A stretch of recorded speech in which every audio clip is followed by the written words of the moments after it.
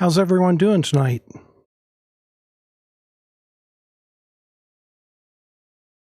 Okay, I see the video is working. That's better than last time. And I've still got 10 minutes to spare before the official start. Yes, good video and audio. Awesome. I put a lot of work into this over the last 2 weeks since we had our last live stream, and I am really looking forward to tonight. I wanted to come in early just to make sure that things were going well. And I have noticed there is a significant delay. I have 3 monitors in front of me, and this is the YouTube that I'm logged into. And just to make sure that things are working, I have a laptop over here that I am using to basically monitor, just like I were a part of the audience rather than being the person doing the streaming. And that should help me know that things are working well. But let's see, excuse me, that American flag is extremely antiseptic. Please arrest yourself. I'll tell you the story of the flag. That is my father-in-law's flag. He served in the U.S. Army in World War II, and he served in the U.S. Air Force in the Korean conflict. At his funeral, the color guard folded the flag, presented it to my brother-in-law, who immediately handed it to my wife.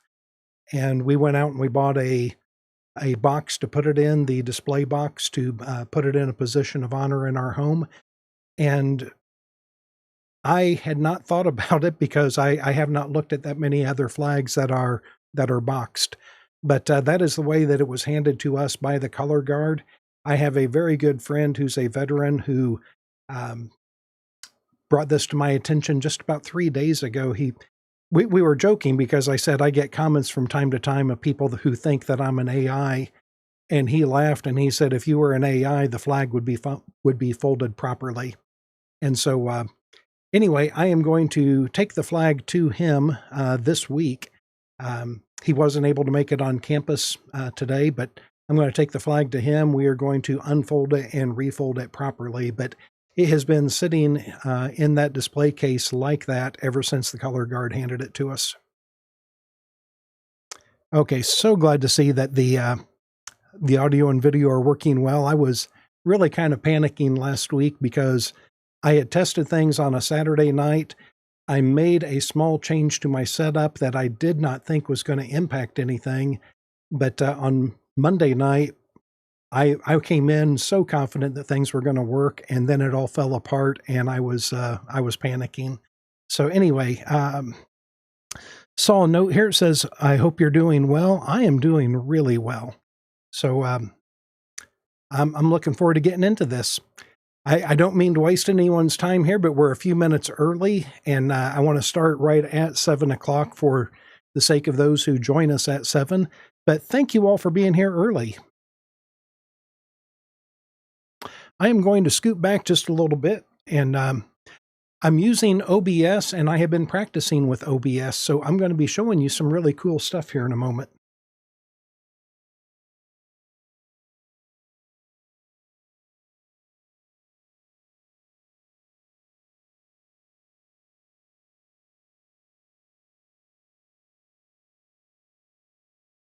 One of the neat things that OBS allows me to do, especially when I have multiple monitors, I have pre-programmed scenes into OBS.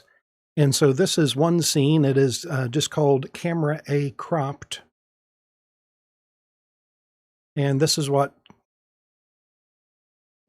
Camera A looks like when it's not cropped. That is the full range of Camera A. But then I have Camera A Cropped, which just zooms in on me a little bit. And I do have a Camera B. This is my Camera B. So when I'm looking over here at the news stories that I'm going to be sharing with you in a moment, I'll be using Camera B, and I am going to be putting myself in the on the screen with the news stories. I have several news stories that we're going to discuss, and I'm still working out the details about how to do this, so please bear with me if I'm looking at the wrong camera sometimes tonight. This is only my second real live stream, plus I did a kind of impromptu live stream the very first night when I was just testing out my gear.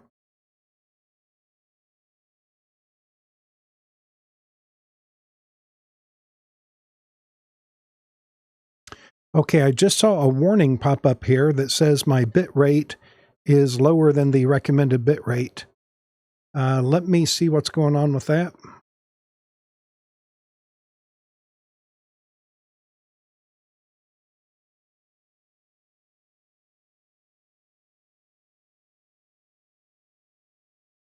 I'm going to see if I can change the bit rate without messing anything up. So, okay, settings, stream, output, video bit rate.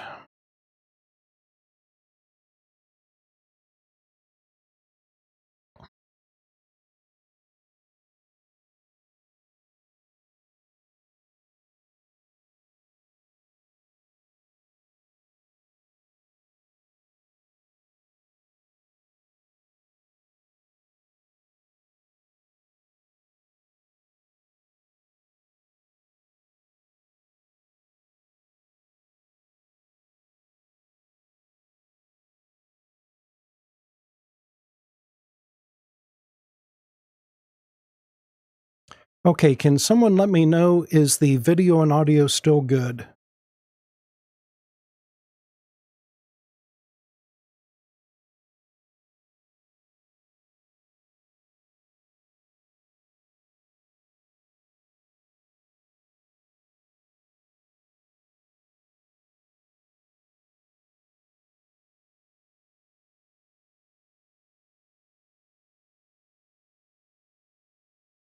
I just scrolled up to the top and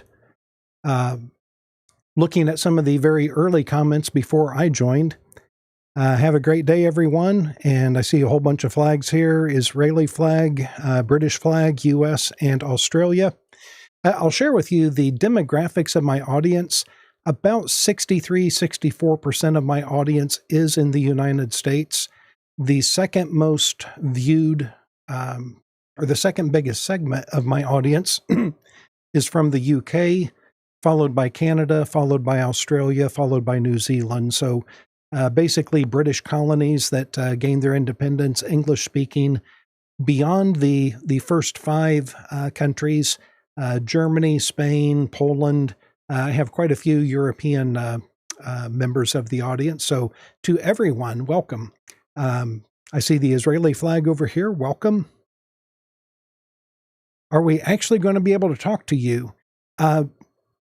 Great question. You're going to be able to talk to me over the chat. And I'm sure I'm not going to be able to keep up with all of the comments coming in, but I'm going to do my best. One of the things I'm going to introduce in January, I have a Discord account now, and I'm going to try and integrate Discord so that we could actually do a voice-to-voice communication. We'll give that a try. I've never done it before, but we will give that a try. I know you're a doctor and probably know way more than me. Don't bet on it. But if you're a pro-privacy guy, then this statement should make sense. These flock constantly... Is flock getting tongue-tied? Are the flock cameras constantly documenting our every move? We're going to talk about that. The flock cameras, according to Flock, they only record license plates and vehicle descriptions. However, I have had an interview with a gentleman who is a security researcher who got inside of Flock, and he was able to see some things that are quite distressing. He has reported the way that he got into Flock to Flock, hoping that they would fix it so that people can't get into it. But he was able to get into Flock 3 different avenues. So not just 3 times doing the same thing, but he found 3 separate ways of getting inside of Flock. I've done an extensive interview with him. That interview took place over a week ago, and I had originally planned to have it posted by now. But because Flock is a very litigious company, I have sought some legal advice before posting that. I have a call with a couple of lawyers this week to discuss the details that I want to share from that interview and to get some legal input before I actually post the video. And so I just ask everyone to sit tight. I know more than I can say at this point because I want to run it by the lawyers before I share everything that I know. But the video's already been recorded. I'm just waiting for legal counsel before I actually post that video because that is, quite frankly, an explosive video. And so I am very eager to get it up, but I want to make sure that I'm doing this without putting myself and somebody else at legal peril. How about these psyops and false flags? We'll come back to that. We're entering the Dr. John Padfield zone. Okay, let's audio check. Yes, okay, I'm catching up with where we are in the comments right now. And we're at 7:01. Let's go ahead and get this thing rolling.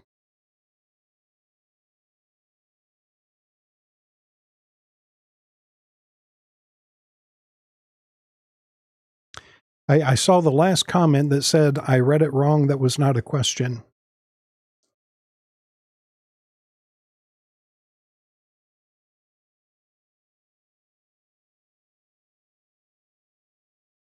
Okay, it said, if you are a pro-privacy guy, then this statement should make sense. These Flock constantly documenting. Okay, that's where it threw me. Probably a typo.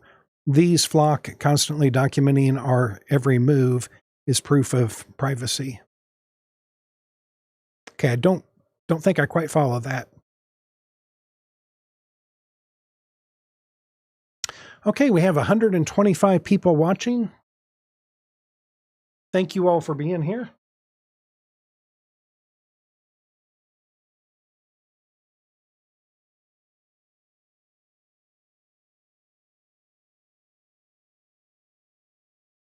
Okay, I had said earlier in the day that I posted out on YouTube about Join Me Tonight, and this is something I'm going to try and make a regular practice. The day of a live stream, I'm going to do a community post. It'll just be a picture, and the picture is going to be my common thumbnail of me inviting people to join me for office hours. And if you have things in particular that you would like for me to discuss, please leave it in the comments section of that post. I will review that before I go live and try and pull in as many of your suggestions as I can. Tonight, we're going to start off, and give me just 1 second here to get this laptop synchronized.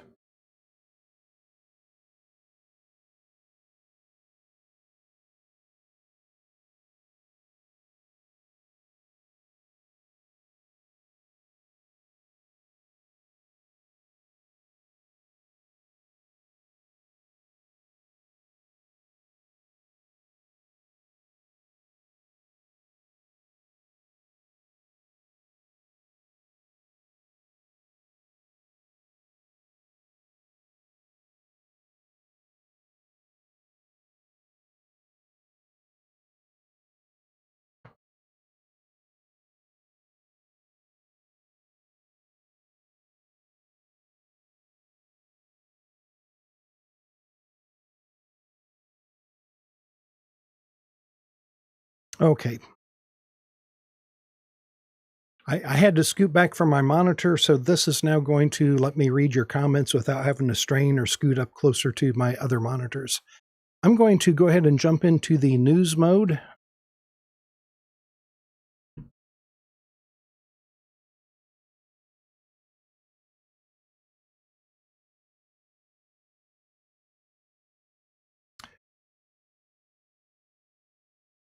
Okay, here is the comment. I've seen a photo from surveillance shared with me by a police officer, and it included license plate, back of the vehicle, and the person standing by the vehicle, more than just license plates. excellent point. This is where, in my opinion, Flock is pulling some shady stuff. They talk about their automatic license plate reader cameras and what they are capable of. Garrett Langley said in an interview that they can't do people identification because of the laws of physics. Okay, that sounds like it is impossible for this camera to recognize people, his words, not mine, because of the laws of physics. And my interpretation of that statement, there's nothing to worry about. We couldn't make these cameras identify people even if we wanted to, because the laws of physics prevent these cameras from doing that. Okay, my initial reaction, BS. There is nothing in the laws of physics that would prevent a camera from being programmed to identify other things. Flock has announced a software update that will turn their cameras that originally were only taking pictures of license plates, but it's giving them new capabilities, basically pushing a software update to existing hardware to give it additional capabilities. Companies do this all the time. But I'm going to have to go out and do a DuckDuckGo search and find out when the laws of physics change, because he made that statement about February of this year that the laws of physics prevent his cameras from being able to recognize people. And the laws of physics sometime between February and about October of this year must have changed, because they're pushing a software update that's allowing these cameras to do more than they were originally advertised to do.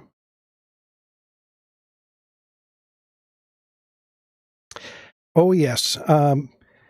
I did read that Flock is partnering with Ring cameras. I'm getting out of sequence of what I was going to cover with you tonight, but let me jump back to my other camera.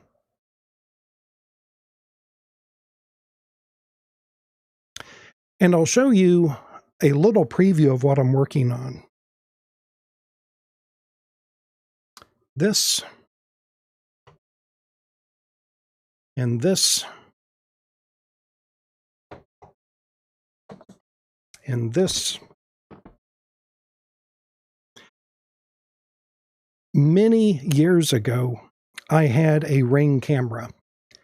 That was back when I trusted Amazon more. That's been gone for a long time. At one point, I had Alexa devices in my house. Those have been gone for a long time. But the point is, Amazon has partnered with Flock Safety to allow Flock to get video feeds from everybody's doorbell.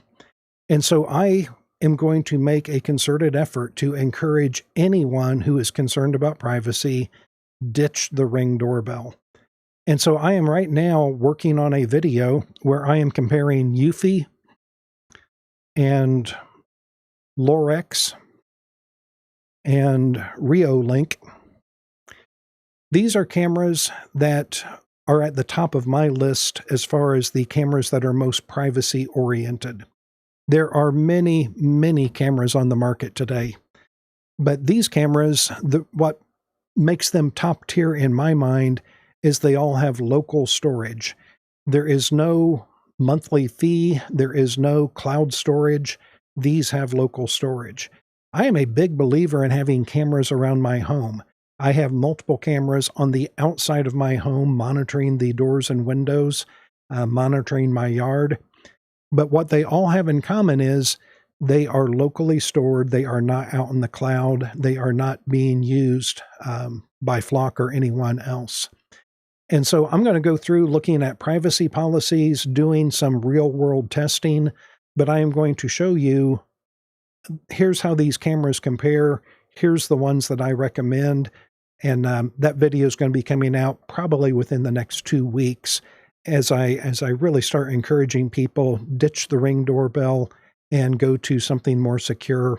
And I'll be doing real-world testing on some of the alternatives.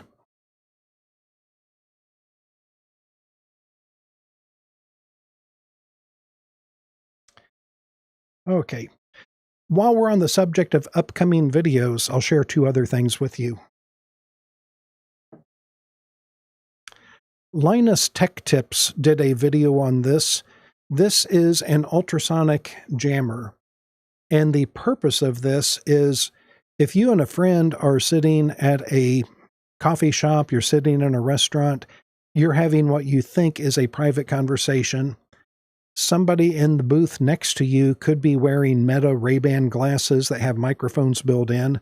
Even though they're not a part of your conversation, if they can hear you, their microphones can hear you. And it's not just the Meta Ray-Ban glasses. It's also all types of things. They could have their cell phone turned on, picking up your conversation. There's all types of small recorders. I did a video recently about detecting small video recorders if you're staying at an Airbnb or a hotel. But there are so many devices. One just looks like a regular ink pen, and I have carried it in my pocket. This is a 511 shirt that has a pin pocket on the shoulder. So what this does, what it's supposed to do, you turn this on and it produces ultrasonic sound that supposedly people can't hear, but it really messes with microphones. And what this is used for is helping to ensure that you have a private conversation, because this will interfere with microphones trying to record you. I have started testing on this. I still have some additional testing to do, but the first thing is it can be heard by humans. I don't find it incredibly annoying, but I can hear it when it's on and it's pointed at me. The second thing is this is somewhat directional.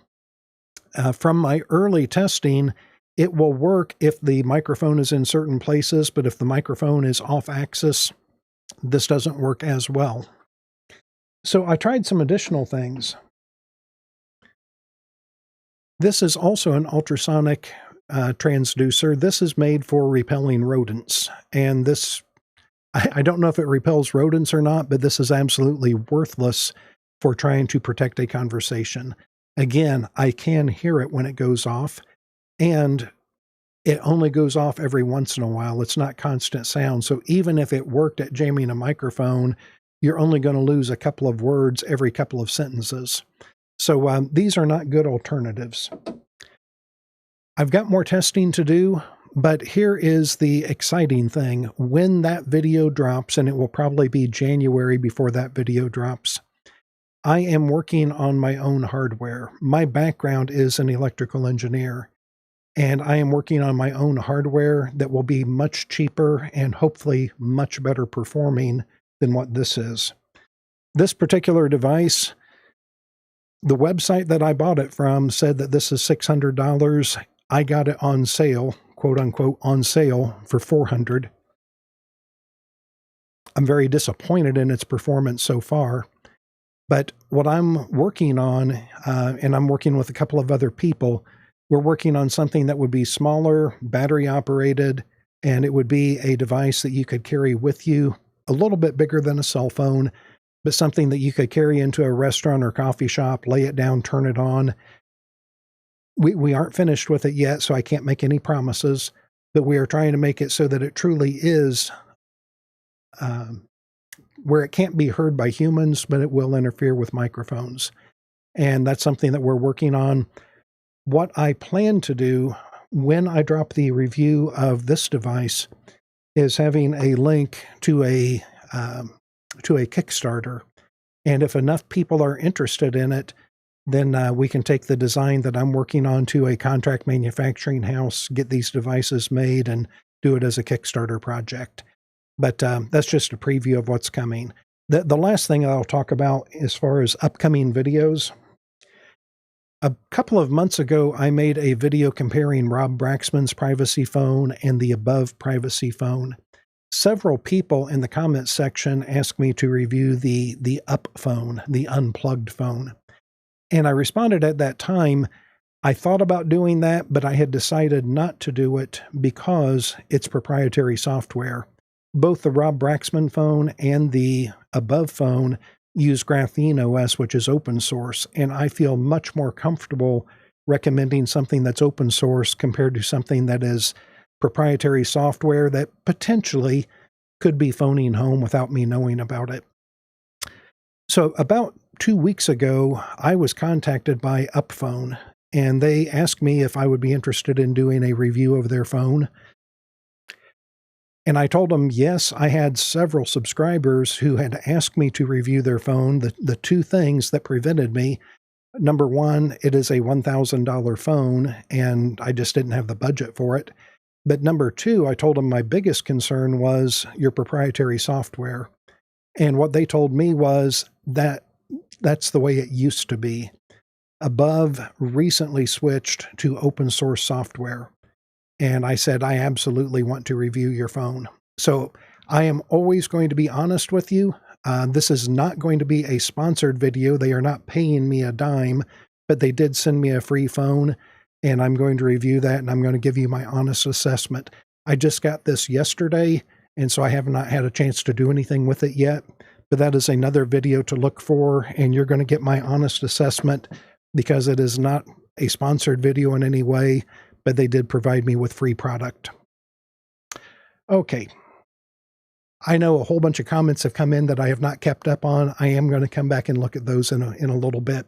But right now, what I'd like to do is go ahead and get into the stories I want to talk about tonight, and then we will get into discussion going over your comments.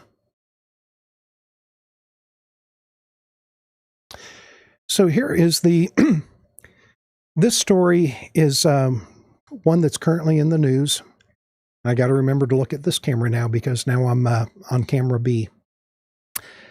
This is a story in the news from last Friday. Tragic story about the shooting that occurred at Brown University.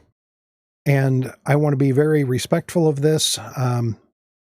There are way more questions than answers right now. And one of the reasons that I don't do a lot of commentary on breaking news, now if it's a Supreme Court decision, great, because when the Supreme Court issues a ruling, I can download the PDF and read it, and I'm good to go. I know what the Supreme Court ruled because there's a PDF that says everything. But in contrast, when there has been a violent incident like what occurred at Brown University,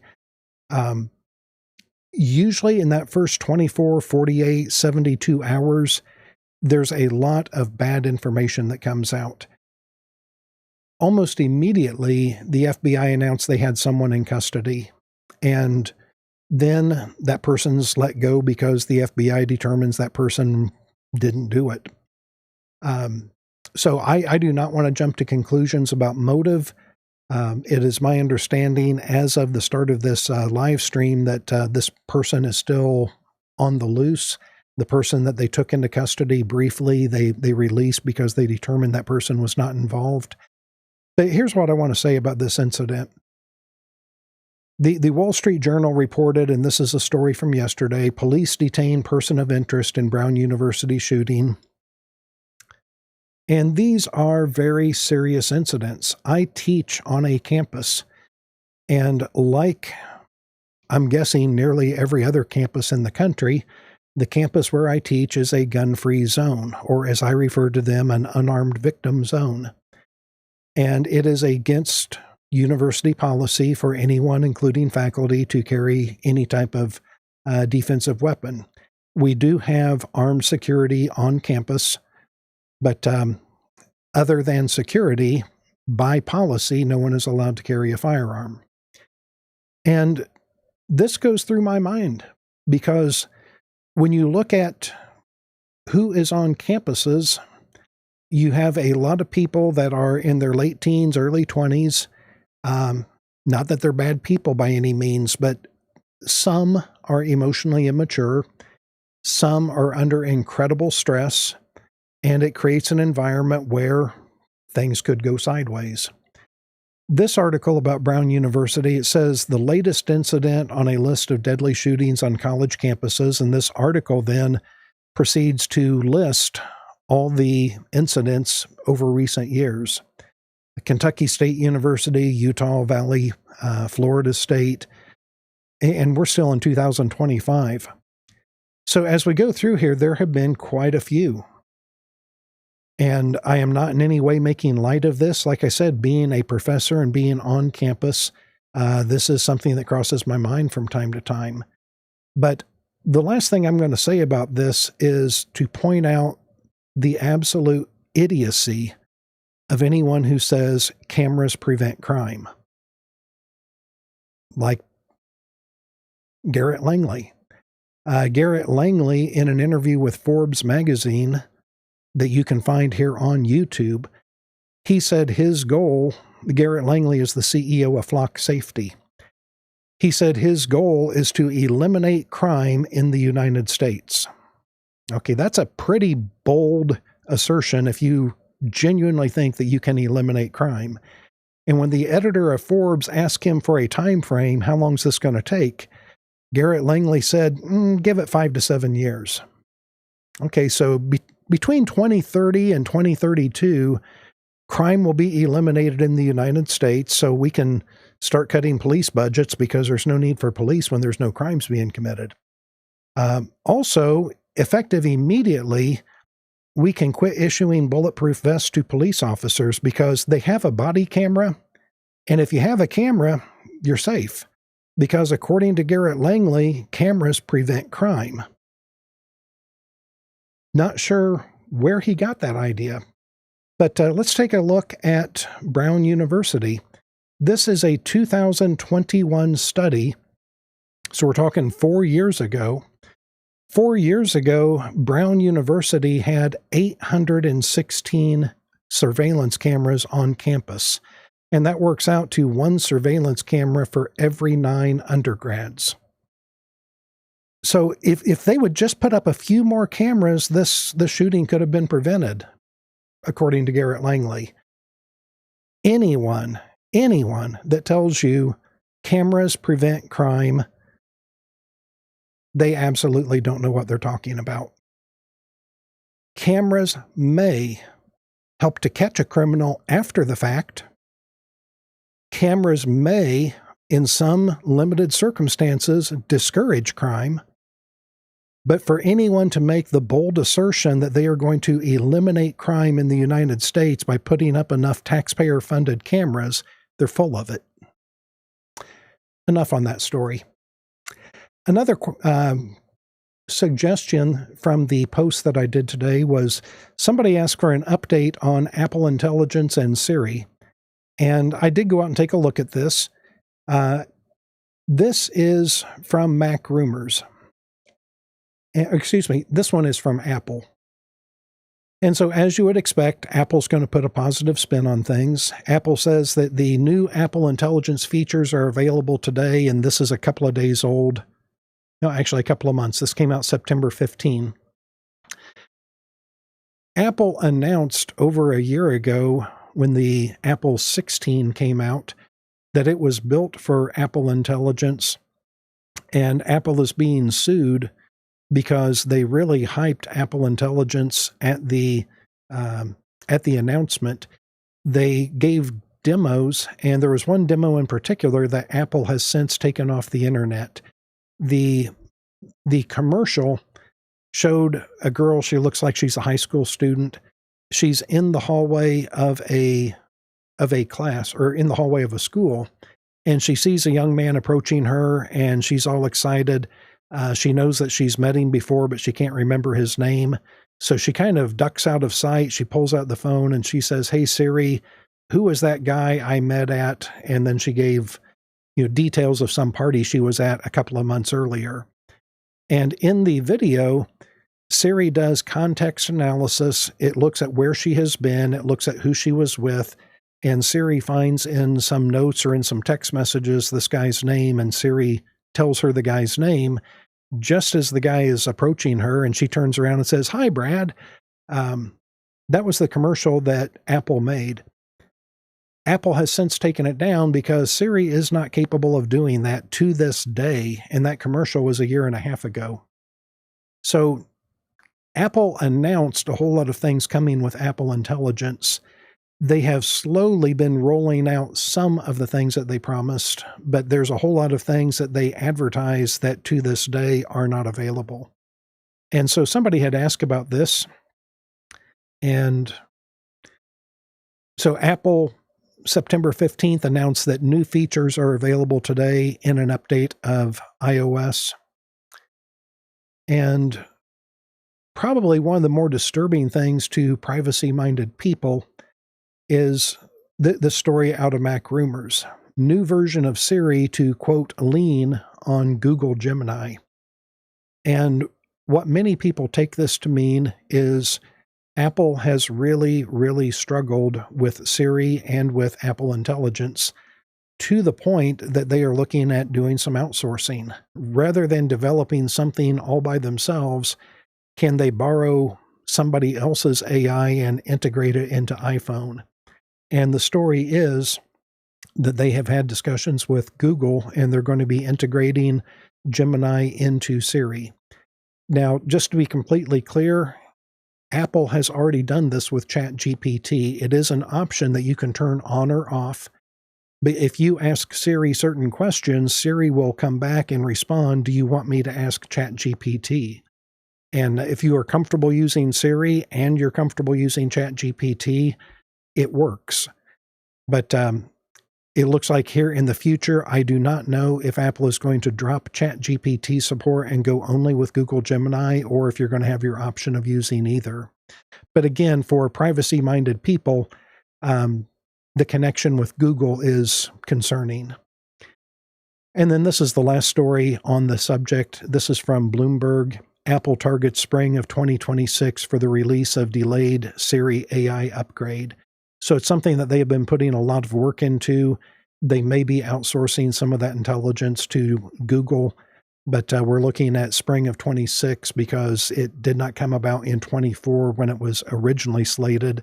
Didn't come about in 25, and now they're looking at 26, and even at that, I don't know that it's going to do everything that they originally advertised. A couple more quick stories, and then I'll get back into your comments. This is Dr. Brad Stanfield, I believe is how it's pronounced. But Dr. Stanfield, I enjoy watching his YouTube channel. He is from New Zealand, and he makes some very informative videos. The reason I'm bringing this one up, he's talking about the connection between coffee and cancer. This is not a health channel, and I personally drink a lot of coffee, but what this video is all about, and the reason that I'm bringing it up and recommending it, is he talks about the history of what we thought we knew about coffee and cancer. And when I say what we thought we knew, he goes back and cites studies from the early 1980s that people were advocating for the FDA to list coffee as a carcinogen. And the reason that they wanted to list coffee as a carcinogen, there was a study done that said it compared how much coffee a person consumes versus their likelihood of developing certain types of cancer. And they found a positive correlation. The more coffee someone drank, the more likely they were to develop, and I can't remember off the top of my head which cancers, but there were several cancers that appeared to increase as your coffee consumption increased. And based on that one study, there were people pushing for the FDA to label coffee as a carcinogen. Thankfully, somebody realized, wait a minute, how do you know it's the coffee doing it? Because people who smoke tend to drink coffee. And so if this cancer is really being caused by smoking, coffee could be an innocent bystander. The person is smoking, that's what's raising their cancer risk, and they're drinking coffee, which is not raising their cancer risk. But when you do this study, you see this association between cancer and coffee. Here's what always gets me is the use of the word linked. This is linked to that. Does not mean that it causes it, but it's associated with. Keep this in mind when we're talking about flock safety in a few minutes. How many people are you linked to? If you're on Facebook, if you're on LinkedIn, if you're on X, think about the hundreds, if not thousands of people you might be linked to. If one of them gets in trouble with the law, do you want the police knocking on your door because you're linked to somebody that's a suspect? That's the type of nonsense that we're getting into. Anyway, after additional studies were done, let's remove smokers and just look at non-smokers. what's the risk of getting cancer if you don't drink coffee versus you drink some versus you drink a lot? And for several different types of cancer, there was an inverse correlation, meaning the more coffee you drink, the less likely you are to develop cancer. So the understanding of coffee today is it protects you from cancer, but we were on the brink of labeling it as causing cancer because that's what a study said. 2 points I want to make on this. Number one, anytime anyone tells you, quote, the science is settled, that person has no idea what they're talking about. Science by its nature is never settled. We have our current understanding, which may be different than our previous understanding, but we are only one good study away from our current understanding being flawed because we learned something new. Science is never settled. If you want to argue that it is, we could go back into the 1500s when the settled science told us that the Earth was stationary and the sun revolved around us. We know that's not true today, but that theory was out there and it was accepted, broadly accepted for a long, long time. In this video with Dr. Stanfield, he started by talking about coffee versus cancer. And then the second concern was, yeah, but what if coffee is causing heart problems because it's elevating your heart rate and elevating your blood pressure? And there were studies that, again, initially showed, yeah, that is a risk because coffee raises your blood pressure. Well, let's dig deeper into that study. That study was taking people that don't normally drink coffee and giving them coffee, and guess what? Their heart rate and blood pressure increased.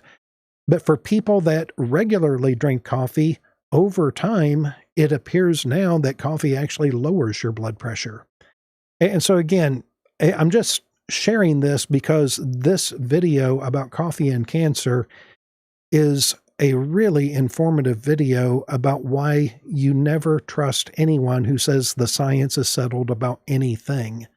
I don't want to get into all of the examples of where people have made that statement, but I just want you to know when somebody says the science is settled, that is the first red flag. That person doesn't know what they're talking about. Okay, moving on. I debated whether to even bring this story up or not because I do not want to make this channel or this live stream political, but it is privacy related and it's a significant story. Privacy settings to public. Trump tightens H-1B screening social media checks from December 15th. So this is a new directive, a new executive order, I believe, that people entering the United States under H-1B visas have to set their social media to public so that the U.S. government can review their social media posts before deciding whether to, or not to let them in the country. Whether you think that is justified or not, because people coming here from other countries, by definition, if they are coming here, they weren't originally from here. We're not talking about people that have traveled and they're coming home. We're talking about people that were born and raised other places coming here. And so they do not automatically have the full protection of the U.S. Constitution. And so whether you think this is a good safety measure or whether you think this is an overreach, here is my concern. Anything that is being done right now in the name of safety, especially as it applies to immigration, you can just set it on your clock or set it on your calendar. It's only a matter of time, and I'm talking weeks, if not months, or I guess I should have said months, if not weeks, before this starts working its way into Americans' lives. And case in point, this is Reason Magazine. I have a lot of respect for the people at Reason. They do good research. They write good articles. This was an article from Reason from just a couple of weeks ago. This was October 23, 2025. ICE is mounting a mass surveillance campaign on American citizens. And so anyone that says, well, whoa, hold on. ICE is just there for immigrants. ICE doesn't have anything to do with Americans. Wrong. People who went out and protested at ICE started using surveillance technology to identify people that were part of those protests. And the term slippery slope comes to mind. I hate using that term, but I can't think of a better one. Any technology that is designed particularly for immigration enforcement, it is only a short matter of time before it's going to be used on everyone. And we've already seen this. So I just wanted to bring this story up because it is a concern of mine. In the UK, we see draconian legislation being implemented all in the name of protecting children. And I'm not totally dismissing all of the concerns related to protecting children. There is a real issue there. But I think that their solutions in many cases are worse than the problem that they're trying to solve. And it would be different if those solutions even worked in the first place. But when you have a very questionable solution in the first place, and it tramples on people's rights, trampling on rights is certain. How much it's actually helping children is debatable. So while there is a real issue there, we're seeing a lot of draconian legislation being passed in the name of protecting children. In the U.S., a few states are doing that, but what we're seeing more of is draconian things being done in the name of immigration enforcement. And I just have concerns over that. Almost done with the stories, and we'll get back to your comments. Leading surveillance camera vendor signs CISA's product security pledge. This is important. This is one of those stories that most papers are not going to cover because this is not a sexy issue that a lot of people are interested in. That's one of the reasons that I always want to start my live streams by kind of recapping the things that caught my attention. The CISA, that is the government organization really focused on cyber infrastructure and security. But the point is, we have companies that are gathering tremendous amounts of information on all of us, and some of them have incredibly poor security. And so this is a company, Axis Communications. They have signed a pledge saying that they are going to implement CISA's security recommendations to try and make their data collection more secure. Now, what data they're collecting, what they're doing with it, that is a whole separate issue. This is not a blanket endorsement of everything is good, but I do want to point out, if companies are going to collect this data, I believe they have an absolute moral and legal obligation to protect that data so that it doesn't fall into the wrong hands. And again, we could have a good discussion about whose are the right hands. But CISA gave recommendations. Axis Communications has said that they are implementing this to secure the data that they're collecting. Because I told you we were going to come back to Flock. Flock has been notified. I know this for fact because I've interviewed the person who notified them. They've been notified about not one, not two, but 3 different methods that people can break into their network, that people can see things going on in real time. For the police officers who are using this, because the sheriff or the police chief went out and signed documentation, signed contracts to get Flock cameras put in their community, those police officers probably don't realize hackers can see you in real time. As police cars are moving around, they can be tracked.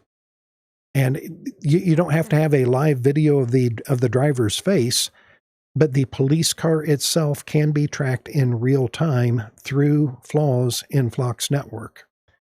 And this is a denial that Flock issued. And I just want to break it down.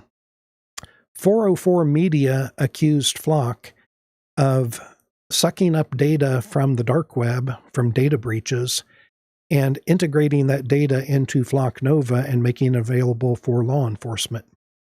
And Flock is refuting that. They are saying that, no, we don't do that. I want to draw attention to the wording. Correcting the record, Flock Nova will not supply dark web data. Notice they did not say we will not use dark web data.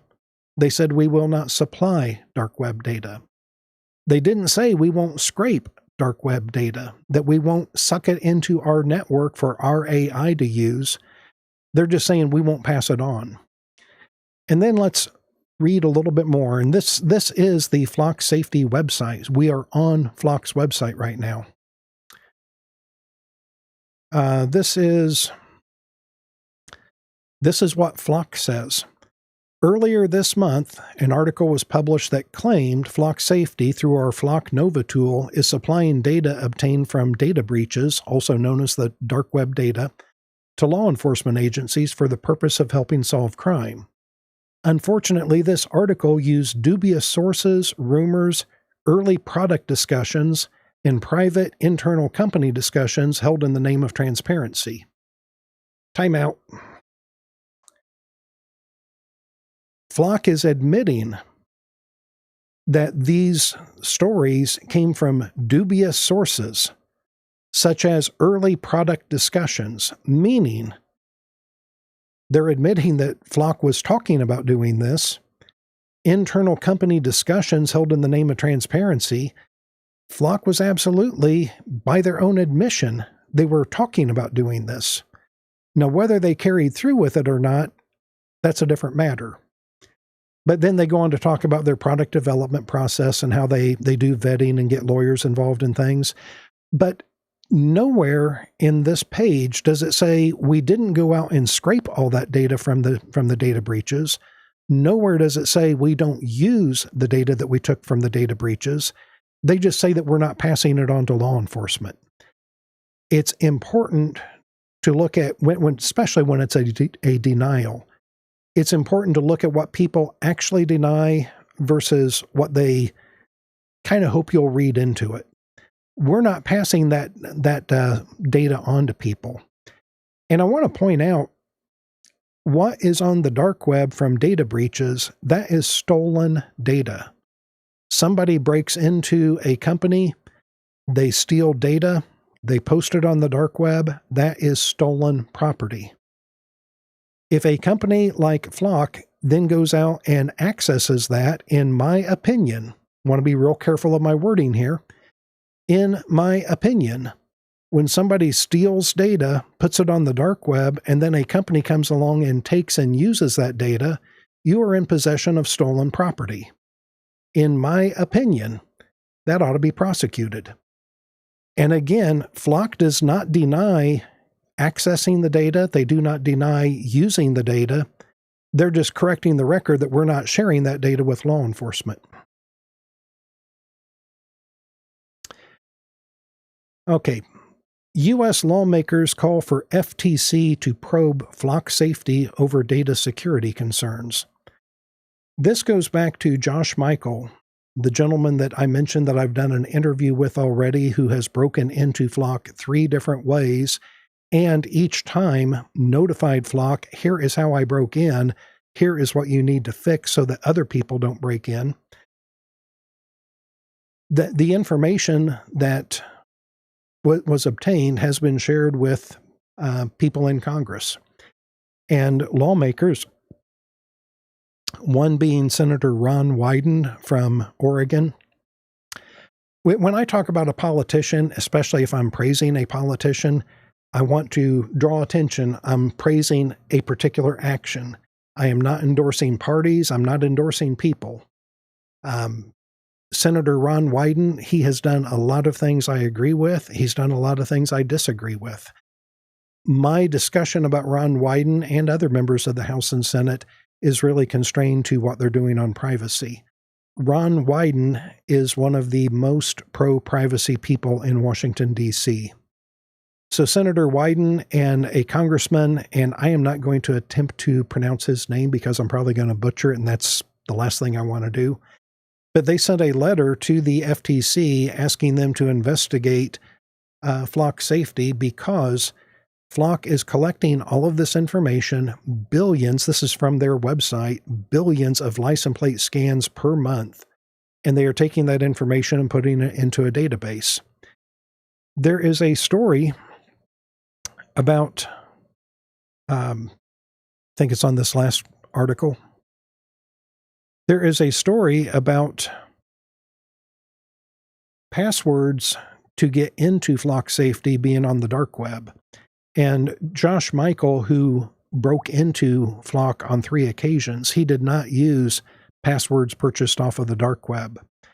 What it appears like happens, and I stress the word appears, what it appears like happened is numerous police officers across the United States had malware on their phones, and the malware stole their passwords. So these were legitimate users of Flock Safety, but they had malware on their phone, and the malware stole their passwords for getting into the Flock Safety database.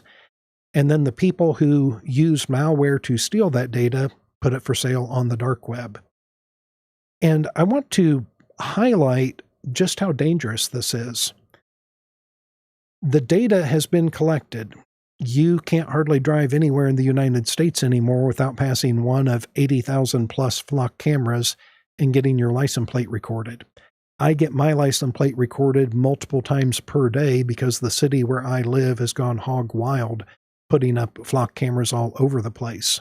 They did that without any public input. They did that without any public discourse. There were no town meetings about it. They just showed up one day. But here's one of the national security risks. Just hypothetically speaking, if the CCP, Chinese Communist Party, happened to get into Flock either by hacking in through one of 3 known ways to hack into it, or purchasing credentials on the dark web, if the CCP gained access to Flock's database,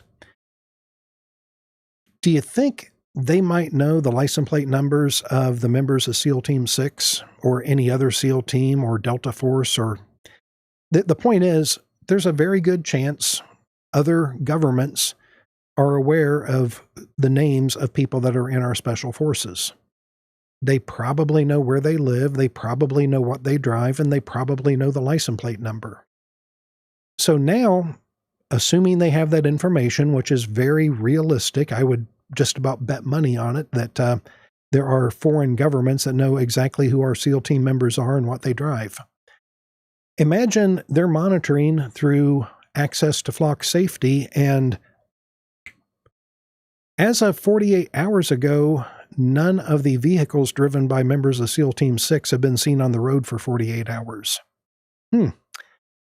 Wonder if they're on deployment. Who else went missing? Or what other vehicles quit being driven? Oh, the U.S. ambassador to fill in the blank, they disappeared at the same time SEAL Team 6 disappeared. And this general and this colonel and this captain, this naval captain, these people all disappeared at the same time. Or these diplomats disappeared at the same time. And when I say disappeared, I just mean they quit driving anywhere.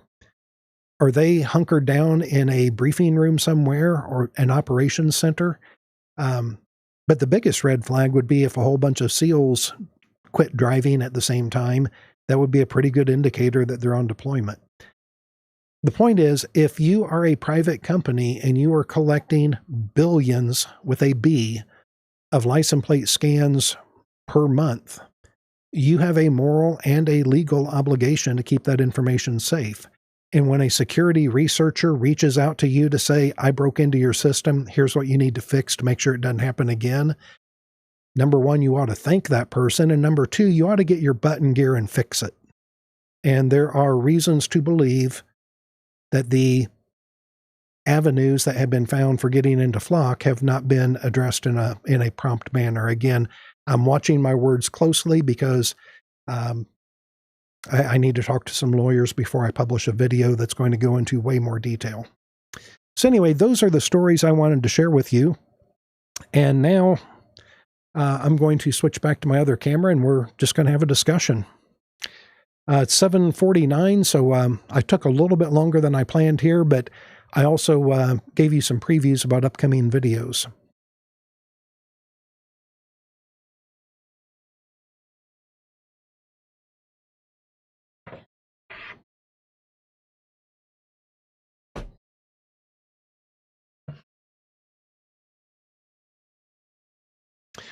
Okay, there's a whole lot of comments that have come through while I was talking. So let me scroll back up here and take a look at them. Wow, lots of comments, which is great. I truly appreciate every last one of you. I used to say that I read every comment on my videos, but when my channel started blowing up, I just looked at my metrics, and in the last 28 days, I've had over 4,000 comments left on my videos. So I can no longer say that I read every one of them, but I do read a lot of them. And especially when I post a video, I will read and respond to every comment for the first hour or so after I post a video. And then I check in regularly, but I just can't keep up with all of them. But I genuinely appreciate you leaving comments. That really fuels the YouTube algorithm, and that is causing significant growth of the channel and getting this message out to more and more people. So thank you very much for that. Just scrolling through the comments here.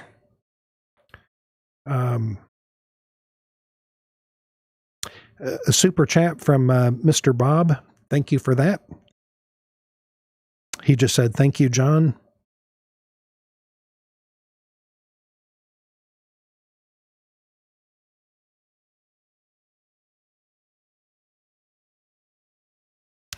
Okay, I saw a comment here. Nature Bee Lover.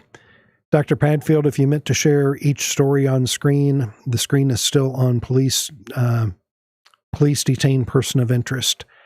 Rats, because I was jumping from tab to tab as I was talking. I was hoping that was going through that way.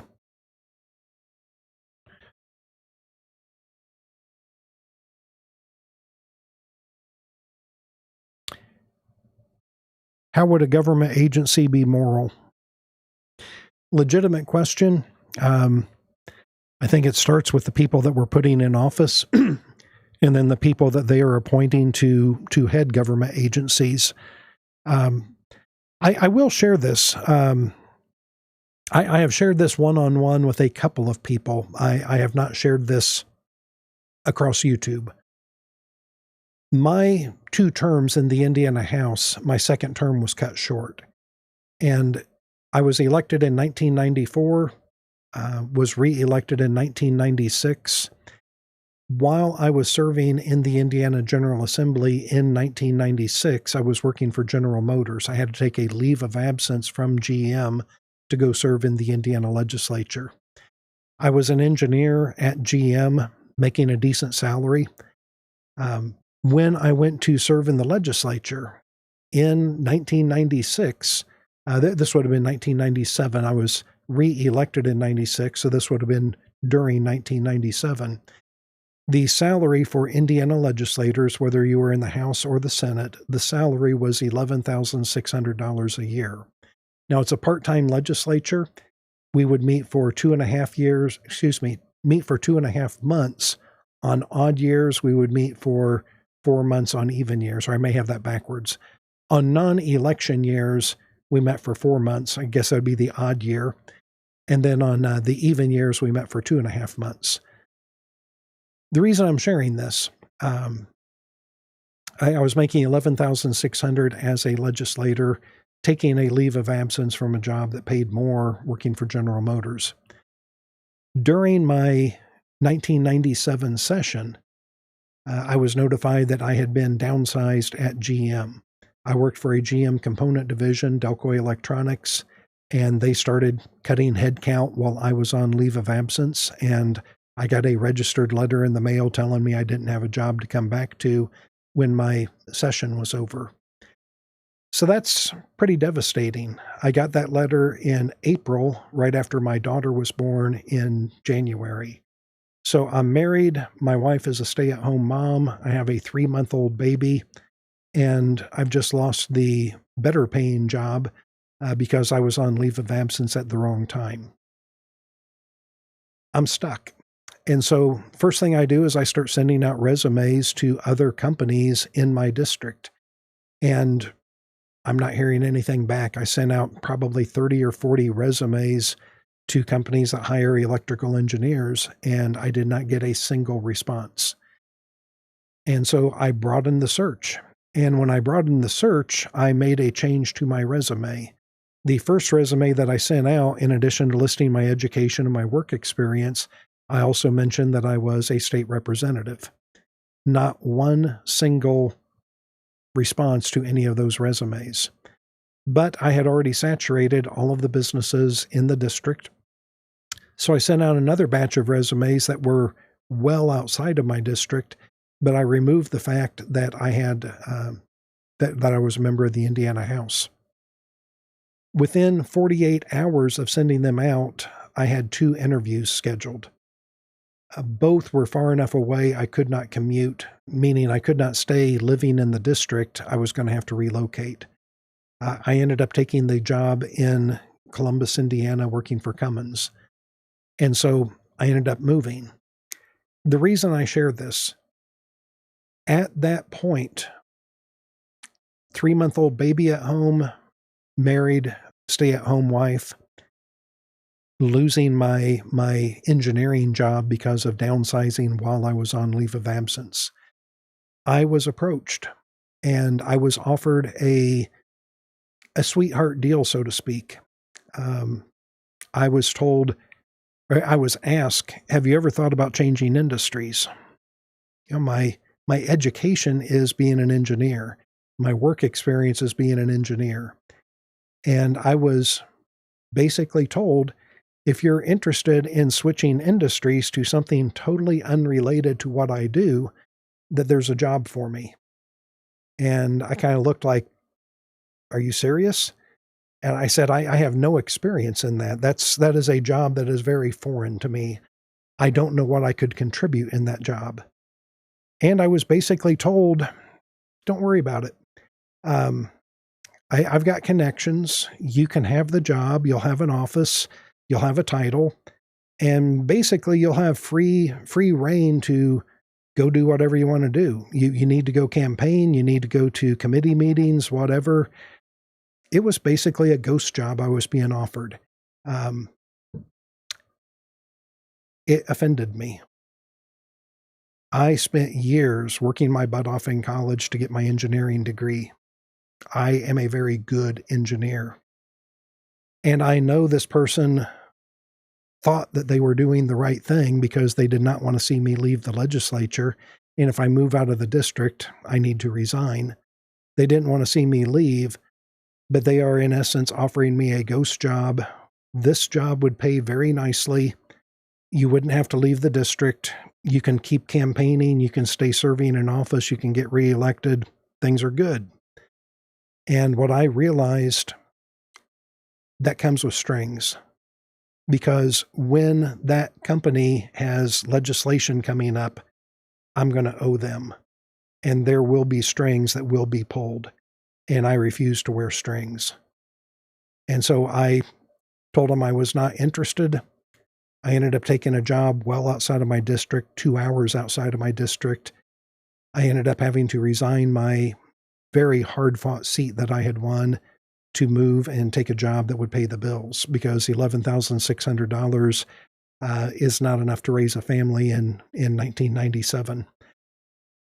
I only share that because I have seen those forces at work in person.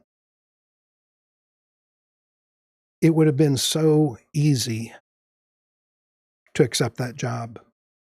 I could have accepted it. I could have gotten a prestigious job, sitting in an office with a nice title, working for a very well-known organization, and I could have sold my soul in the process. It's not worth it. And as hard as I fought to win re-election in 1996, it was a very hard-fought battle. But I did not want to start down that path. They weren't asking anything of me at that point. They were offering something to me. But I know it's only a matter of time before the request comes. And at that point, you feel like you're compromised. You've been accepting things from them. They're going to want things in return. And I did not cave. It was one of the toughest things I've ever done to resign my seat. But I resigned the seat, moved away. And yeah, that's just my personal experience. So coming back to this question that I was asked here about expecting morality from a government agency, there are pressures, there are influences that can start off seeming so small, seeming so, I don't want to use the word innocent, but they may not seem like a big deal, but you know where this is leading. There was a great movie with David Duchovny. David Duchovny was Fox Mulder in The X-Files. Shortly after The X-Files ended, he made a movie called Playing God, which was a fantastic movie. May have to add it to my Signals in Society series. But the really short version of that movie, he is a debarred, or I think that's the term, de-licensed surgeon. He was a surgeon. He had a drinking problem. He operated on a patient while under the influence, and things went bad, and he lost his medical license. So he's turned into a full-fledged alcoholic. He's sitting in a bar one day when two people storm into the bar. They shoot the person sitting on the bar stool next to him, and they run out. And at that point, his medical training kicks in. He immediately saves the life of the person that was sitting beside him, a stranger. He has no idea who this person is. But he swings into action. He stabilizes that patient until paramedics arrive, and then he disappears because he is not allowed to practice medicine. He does not want his name and face associated with it. He's trying to avoid cameras, but he saves someone's life. He disappears. The next morning, two large men in suits are pounding on his front door. They basically grab him, throw him in a car, and take him to a mansion, and he is thanked by a mafia figure for saving the life of one of his men. And so David Duchovny is kind of blown away. He's scared. He doesn't know what's going on, but here is a mobster thanking him for saving the life of one of his men. And the mafia figure tells him, I could really use somebody like you on the payroll because from time to time, some of my guys get banged up. And for obvious reasons, I don't want to take them to the hospital, but they need medical attention. How about I give you 25 grand a month and you live here, you can move in and give you 25 grand a month. And your job is basically get a good suntan, go swimming, flirt with the beautiful women running around here. You're going to have a life of ease, but from time to time, one of my guys is going to come in bleeding and you're going to have to patch him up. Good deal, easy job, great pay. What could possibly go wrong? So he accepts the offer. He moves into the home of a mafia boss. And life is good. Over the next 30 minutes of the show, he patches up a couple of people that get banged up. And then one day, the car pulls up and they have somebody from a rival group that they want information out of. We need you to keep this person alive while we work them over until they tell us what we need to know. And you can see the look of horror on his face as he realizes that's not what I signed up for. I do not want to participate in torturing someone to death to keep them alive so that you can torture them longer. But at this point, how many hundreds of thousands of dollars have you taken from this person? You knew what they were doing was illegal. You were okay with that. And now your morals are going to come into effect. And he is absolutely trapped in a trap of his own making.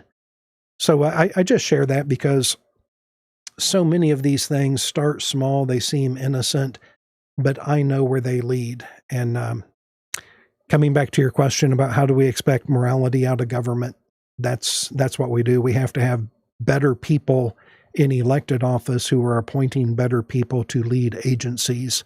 And that's what it's going to take. And it's going to take us getting involved and figuring out who those better people are to put in office. Anyway, I'll get off my soapbox now. And a whole bunch more comments came in while I was talking. Sorry about that.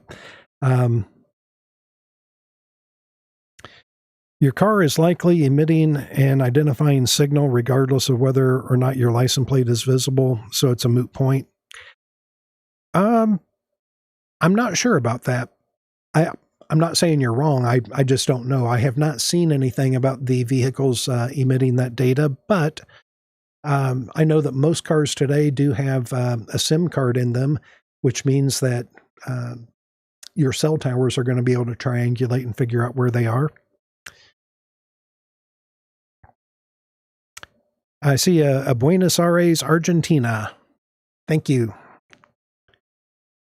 I see a $20 super chat from Gun Websites. Thank you so much for sharing your point of view on these important topics. You are absolutely welcome. Gun Websites, great name. I have my my Minuteman back here. I got this at a Friends of the NRA dinner many years ago when that was the sponsor award. Scrolling through here. Yeah, those last words from Dr. Padfield, perfect. Were you talking about what I was sharing about my experience with the job? If your phone and Wi-Fi has Bluetooth enabled, you're trackable. 100%. There is an app that I downloaded, and I can't remember the name of it off the top of my head. It's something like Blue Tracker or something of that nature. What it is, it's an app that you can download and it picks up Bluetooth signals. And I was in a Buc-ee's just north of Bowling Green, Kentucky, and I opened up that app and I had pages of Bluetooth devices. And I realized that all of their price tags have Bluetooth transmitters and receivers in them. So they can basically track a person as you walk around the store because they're picking up on the Bluetooth from your phone. So I absolutely agree with you about if you have Bluetooth and Wi-Fi enabled on your phone, it's very easy to track you.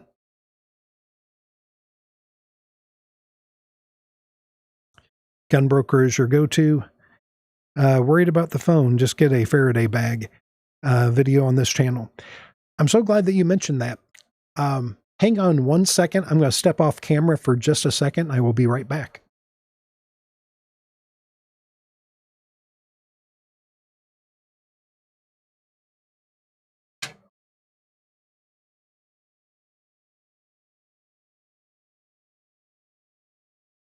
I announced during my first live stream that I am going to be leaving the university when my current contract expires.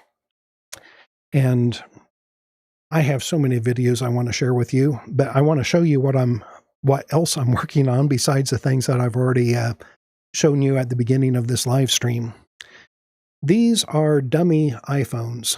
They are dimensionally correct for an iPhone, but they're just 3D printed.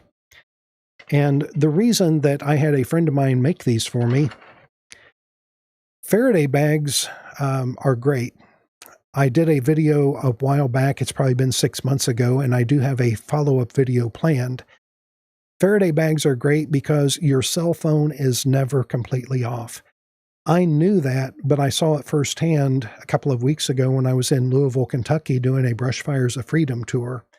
There was the accident at the airport. The mayor activated the emergency broadcast system, and every phone in the room where I was speaking went off simultaneously with an alert saying to avoid the smoke from the fire.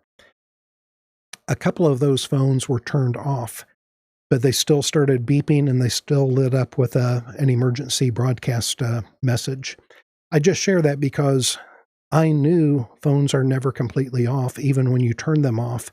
But that was very dramatic when people said, my phone was off and it's doing this. Clearly it wasn't off. So Faraday bags are very important. With a Faraday bag, you are physically blocking your phone from the cell phone tower, so the cell phone tower can't see where your phone is. Now, here's a problem that many people are not aware of, and I myself was not aware of it until fairly recently. When I would get a Faraday bag, I would put my phone in it, and then I would call my phone from another phone to see if it rings. If it does ring, then clearly the bag's not working. If it worked and the phone did not ring, then I assumed that that bag would work forever. Bad assumption. Faraday bags have a life expectancy to them.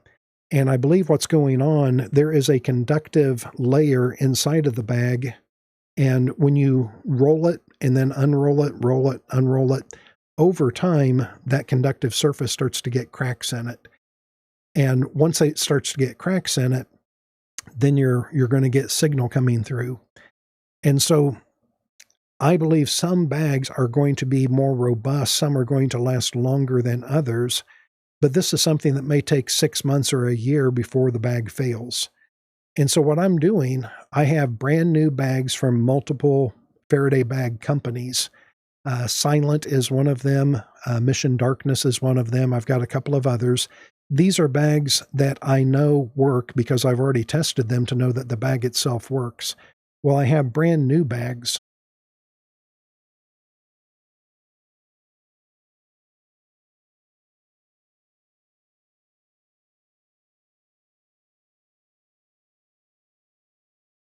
Okay, am I back now?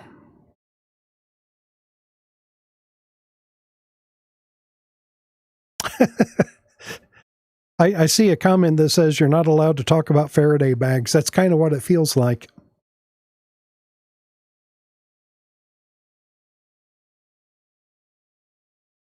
Okay, there's a delay, but I do see myself on a screen over here. So it does look like it's working again. I don't believe that was anything on my end. I think that was something on YouTube. I did not touch anything, and this was working okay. So let me catch a couple of comments here. How can people with technical skills get involved in developing privacy tech and hardware? Great question. I am so glad that you asked that. What I would suggest is if you have ideas for privacy products, and I have a couple of them, the first one is the device that I described that would be a little bit bigger than a cell phone that would take the place of something like this. And I am still in the development phase on that. If I get it working well, then about January, I'm going to do a Kickstarter campaign because $400 for this is absolutely ridiculous. I'm guessing, based on experience, that there is probably less than $50 worth of parts in this, probably well less than $50 worth of parts. And so I'm targeting to make something much, much more affordable than a $400 device and something that works better. So that is something that I'm working on. But if you have ideas for other products, feel free to reach out to me. And there are contract manufacturing houses. If you can come up with a design, there are contract manufacturing houses that can build them. And the best way to fund them now is through something like Kickstarter. That's what Rob Braxman did for his privacy phone. And I think that is going to be a great tool for us to use to make privacy enhancing products. I have another product in mind I'm not ready to announce yet. It's one that I am 100% certain will work. It's nothing fancy, but again, there's a couple of legal things that I want to work out and discuss with lawyers before I announce it. But anyway, if you have technical skills and are interested in getting involved, please do so. You can do it on your own, or you can reach out to me either way. Okay. Phones are shipped in Faraday bags too, I believe, to save them. Okay, I was not aware of that. I don't think that was the case with this. This is the Up phone. I have taken it out of the box, and that didn't look like it was in a Faraday bag. Thank you so much for your service. You are absolutely welcome. Good job on the likes, everyone. I had not even looked at that. We have 232 people currently watching. We've had 1,428 over the course of the live stream, and I will have to look and see how many likes we have at some point. I'm not seeing it right now. Let's see what else. I took myself off of your top 10 websites list. For about a week, I got a "we can buy your house" several calls. Oh, okay.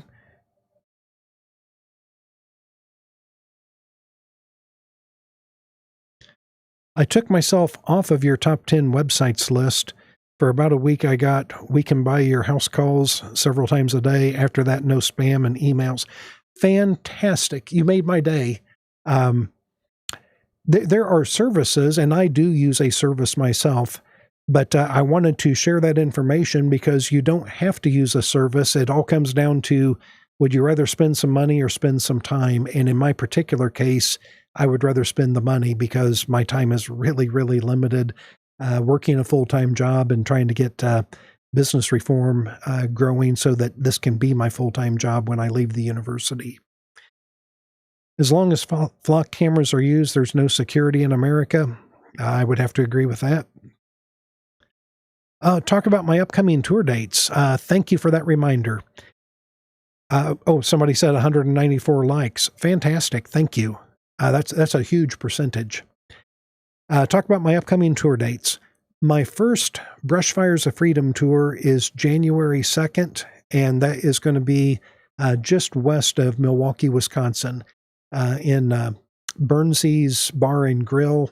This is just west of Milwaukee, Wisconsin, and I mentioned it in my last video. In addition to that, I am probably going to be a speaker at Monerotopia.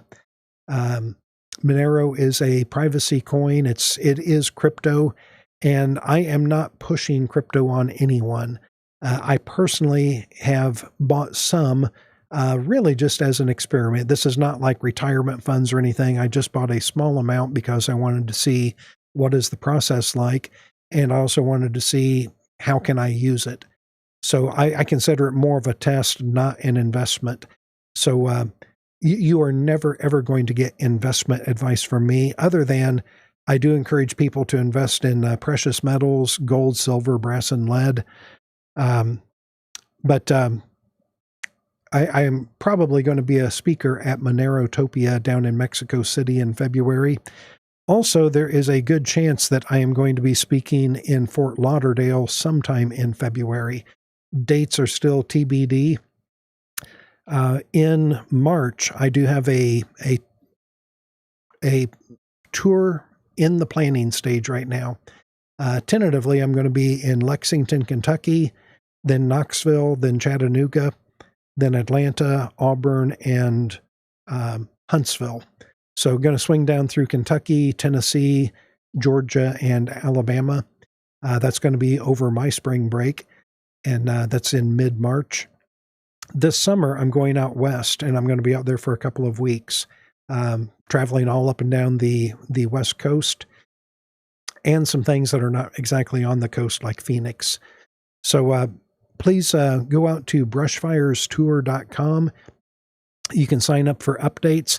And for those of you that have already signed up for updates, I have not forgotten you. I just have not posted anything. What I've run into is I've gotten a whole bunch of email addresses of people that want to be updated. But when I started looking at things like MailChimp or some of these services where I can send out large numbers of emails, I started looking at their privacy policies, and I don't want to do that to you. Some of these companies are very loose with what they do with the names and email addresses. And my audience is very privacy conscious. And so I am looking for a good solution for being able to send out bulk emails without handing all of your data over to a company that's going to do who knows what with it. So please be patient with me if you've already signed up for updates. The updates will start soon, but you haven't missed anything yet because I haven't sent updates for a long time. Is there any benefit to switching to a Mac from Windows 11?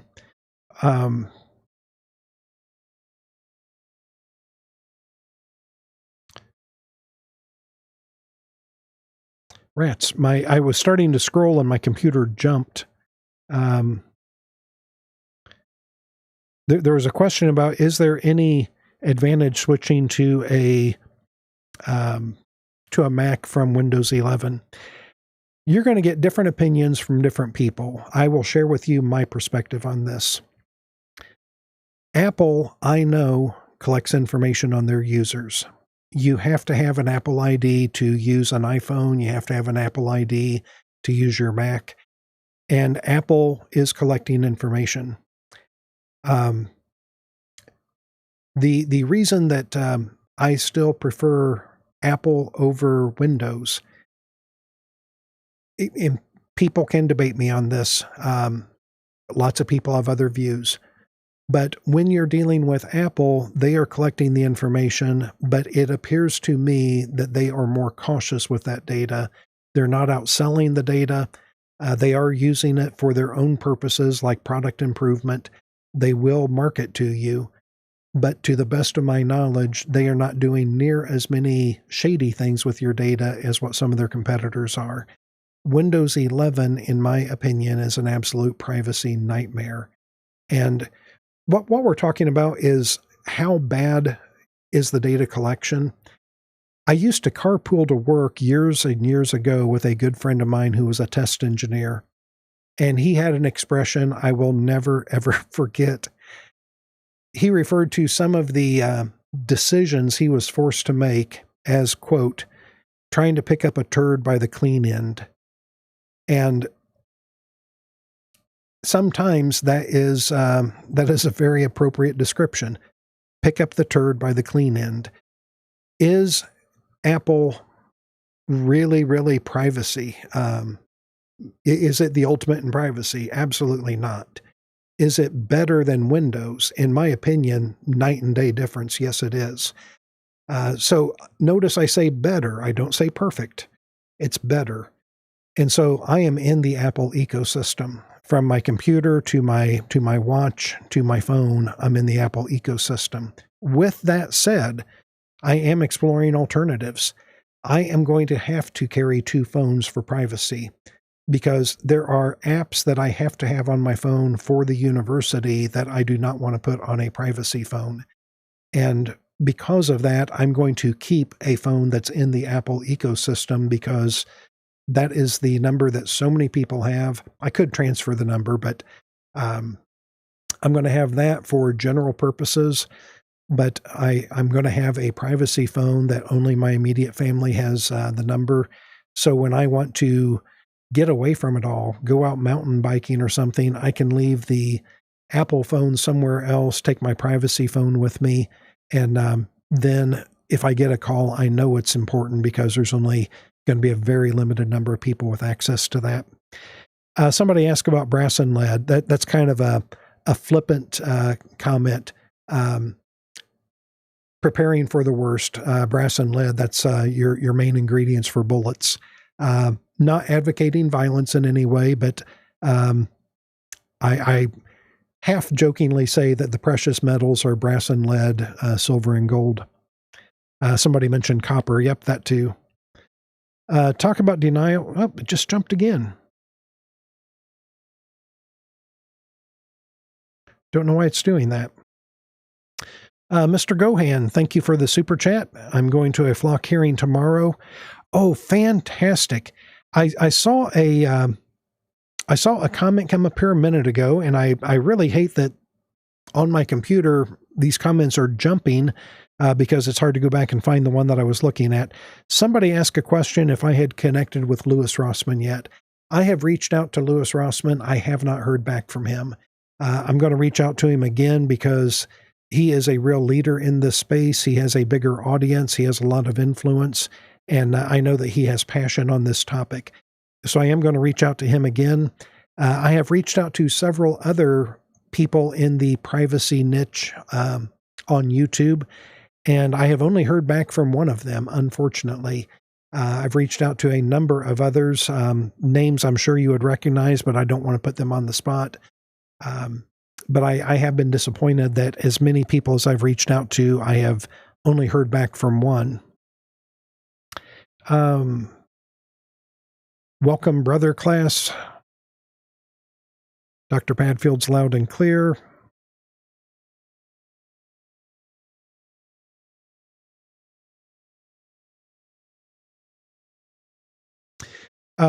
Still get involved with the process, but action in one's life and local action is more substantial. more substantive and easier to change than the federal level. Absolutely. I can vouch for that. I really encourage you to be active at all levels, but the ones that you can reach out to the easiest are the local ones, and they are the ones making the spending decisions. So if you're reaching out to your mayor, your city council, your sheriff, basically the people that are going to be elected, and let them know how much this issue means to you, that's where you start. I would also encourage you to reach out to your state legislators and to your federal, but where you're probably going to get the most traction is probably with those closest to home.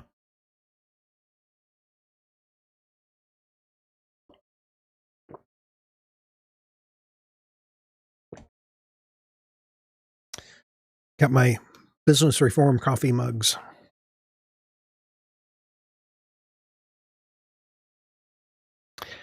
I say I do not consent. I'm with you there. I actually have a T-shirt that I can't remember the YouTuber, but a couple of years ago, somebody had shirts made that say "I do not consent," and I have one of those, and I wear that along with my Institute for Justice T-shirt. Agree on Apple's rats. It jumped again.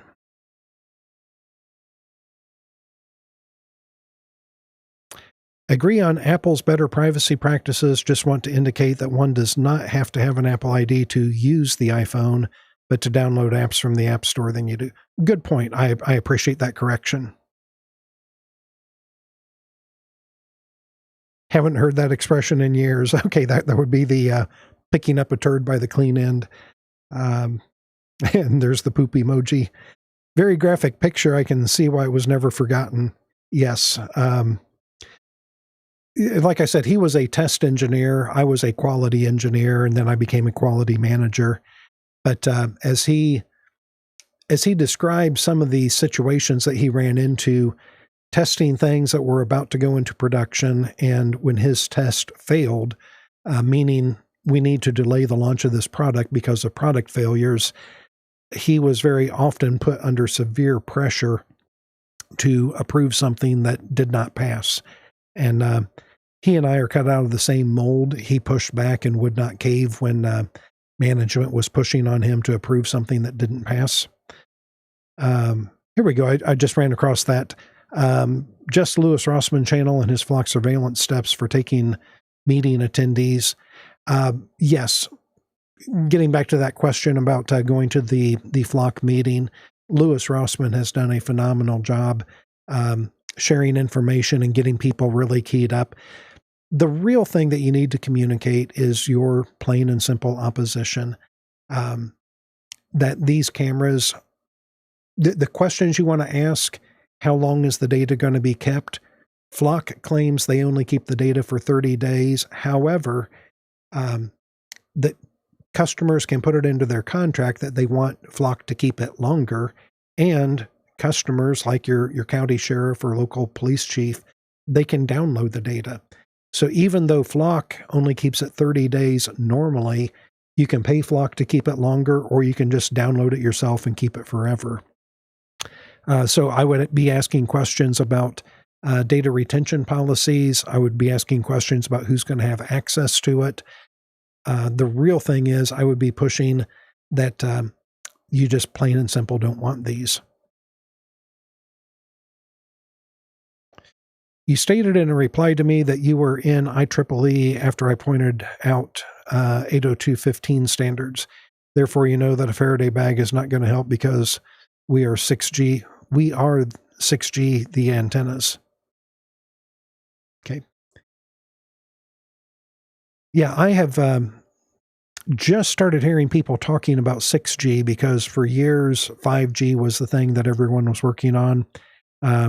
I have been a member of IEEE, but that's been a while back, so I have not kept up with the standards for 6G. Can you talk about how Flock cameras put certain individuals who have extra privacy protection in their lives at risk? People in state-run CAP Confidential. Ooh. Thank you for bringing that up. There are individuals who, for any number of reasons, really require extra privacy. The one that most people think about is the Witness Protection Program, which is a fairly small program. But short of witness protection, you have women in abusive situations that are not wanting to be found by an ex or an ex-boyfriend.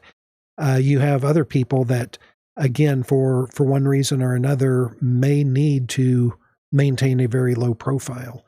On my Brush Fires of Freedom tour, I met an individual who is literally a ghost. Went out to dinner with him after an event. We sat and talked for hours, and he filled me in on some of the extraordinary steps that he had taken, but he had a very specific threat model. He was not paranoid. When he explained his circumstances to me, I do not blame him one bit for the extraordinary privacy measures that he went through to be very, very difficult to find. Has not done anything illegal, but he faces some circumstances that are fairly unique. So anyway, yes, when Flock has these cameras everywhere, when Flock is easy to penetrate, and I'm not bashing police. I'm not saying all police are bad by any means. But if anyone thinks every single police officer is a good, upstanding citizen, you've clearly not watched any of the civil rights attorneys' videos. There's a lot of great people in law enforcement, but not all are great people. So when I think about people that have special security needs, special privacy needs, it does get rather concerning that anyone with access to Flock, especially Flock Nova, and just how much information that they're going to be able to pull on people. I use this example. On my iPhone, there are resources like the camera, the microphone, my contact list, my location. There are resources. And there are lots of apps that want access to those resources. And I always think about it very carefully. Does this app have a legitimate need to use this resource? If this app doesn't need the camera, but it wants access to the camera, no. If it wants access to the microphone, no. The one thing that I never, ever give an app access to is my contact list. Because I view it, that's not my data, that is the data of all the people I know. And so there is not a single app on my phone other than the contact list that has access to the contact list. Well, think about this from Flock Nova. With Flock Nova, and it is like that, officer pulls you over, they have your license plate because they just pulled you over. Before they get out of their vehicle, they can see who lives at your house, who else drives your car, who are your friends, who are your known associates, and they have all of this before they walk up to your window. That's what Flock Nova allows them to do. The tagline for Flock Nova is search once, see everything. And by everything, they do mean everything. Again, I want to say a whole lot more right now, but I need to talk to lawyers before divulging some of what everything includes. But they see a frightening amount of stuff about you, about people you know, about where you've been, what you've done. And it's available like that to anyone with access to Flock Nova. And so, I have real concerns about how many people with legitimate privacy special situations are going to be found and possibly harmed because somebody who shouldn't have access to that information gets access. Flock likes to say in their marketing material, what used to require a warrant now just requires a reason. Okay, let's break that down. What used to require a warrant, no, it still requires a warrant legally. It's kind of like saying, I could go out and work my butt off and save money and buy this, or I could just break into my neighbor's house and steal his. No, that's not really an option. That's not legal. When Flock says what used to require a warrant, no, it still requires a warrant according to the Constitution, according to the Supreme Court. You have done an end run around the Constitution and around the Fourth Amendment, but that doesn't mean that it's no longer needed. But they say what used to require a warrant now just requires a reason, because there is a little field where you type in your reason for doing a search. Anyone want to guess what the number one reason is? Investigation of, for, just one word, investigation.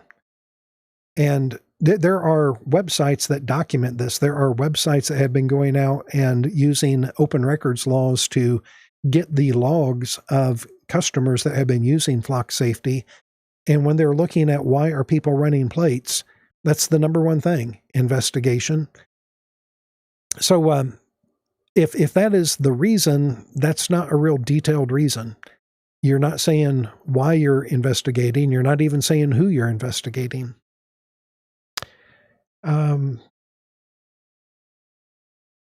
Lisa, thank you for the super chat. It's a gross invasion of privacy. I agree completely. I did that in my contact list too, just recently. I was looking at the permissions, which were giving out readily, and I was like, what the, yeah, why do they need my contact? So I blocked everything. That is a smart move. And like I said, I view it, that's not my data. That is the data of everyone I know, friends of mine, and I don't give anything access to that. I'm not sure how to pronounce that. Genoptic company has similar array of tech capabilities as Flock. Let me take a screenshot of that. I am not familiar with them. I do know that there are companies like Vigilant and a few others. I know that Flock is not alone, but Flock is the big one. A phone of mine changed my settings on its own, stating it could not confirm my age. Had it for years, and it changes my settings. That's troubling. Being a professor, I know a lot of really smart students, some grad students, and one of the grad students that I know is doing a doctoral dissertation on zero-knowledge age verification. And what that means today, state of Texas, Australia, everywhere else, again, they're doing this in the name of protecting children, but the way that they have implemented age verification is you need to upload your state-issued identification so that we can make sure that you're over a certain age. And the grad student that I know who's working on his doctoral degree, I have asked him if he would be willing to do an interview with me for this channel, and he has said that he would, so we just have to get it scheduled. But his dissertation is on what's called zero-knowledge age verification, and I'm not going to pretend like I know how that works, but I'm going to do an interview with him and let him explain how it works.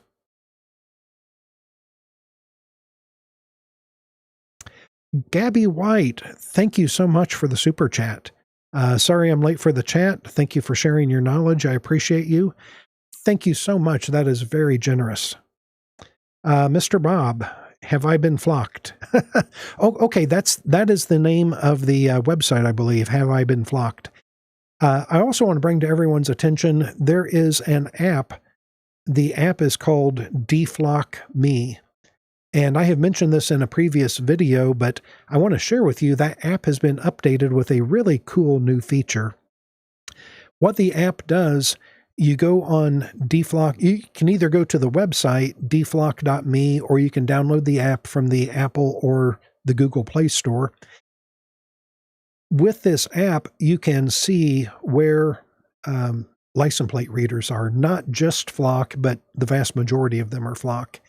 But you can see where these cameras are located. You can report new ones. If you see a camera that's not on the map, you can report it and get it added. But there is a new feature on Deflock's app, and this is really cool. You can put your current location and your destination, and it will give you turn-by-turn directions of how to get from point A to point B while avoiding all known cameras. Now, this is not a guarantee because it's always possible there's a camera that hasn't been reported yet. It's also possible you're going to drive by a police car that has a mobile license plate reader on it, but it will allow you to get from point A to point B while avoiding all known flock cameras. And that's getting increasingly difficult to do. And I believe if you are trying to go somewhere and it is impossible to get to your destination without passing a flock camera, I believe the app comes up and says you're flocked, because you just can't get there.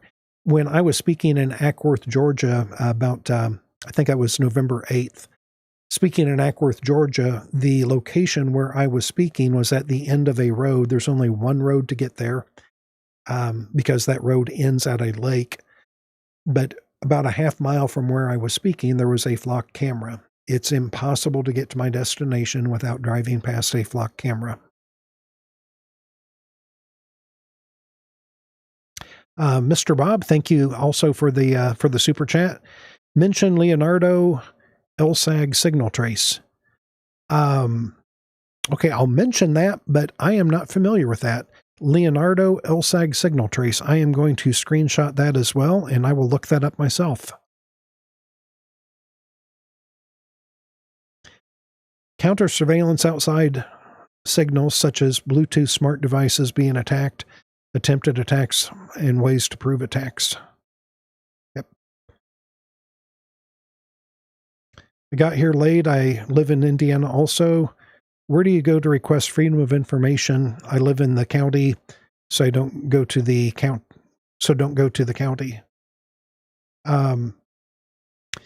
Okay, depends on which agency that you're looking for. If you live outside of city limits, you're probably going to want to get information from your county sheriff. And if you go and look on YouTube, there is a video that I made. It has Rock'em Sock'em robots on the thumbnail, and it's called 3 Legal Ways to Push Back on Surveillance. In that video, I go over in detail how to request information, and I have a link there to my website, businessreform.org, where I have some downloadable templates for doing a request for information. And even though you live in the county, if you live near a city, you might want to request the information from the city as well.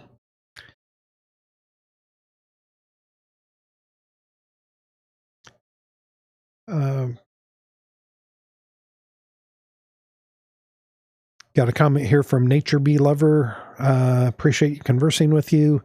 Wish you lots of sunny days. Can it be made unconstitutional to display license plates since they have strayed so far from the original intent? What you are describing is called mission creep. Something that is put in place for one thing, all of a sudden, hey, we could use that over here as well. And that's really what I was talking about earlier with the videos that I was, or not videos, with the stories that I was sharing about the technology that is being used by ICE looking for immigrants or screening immigrants coming into the U.S. There is absolutely nothing to prevent that technology from being used on American citizens. So regardless of what side of the political debate you're on when it comes to all of the enforcement actions being taken by ICE, just keep in mind whatever is being done under the name of immigration enforcement, that's going to apply to us too. It's only a matter of time.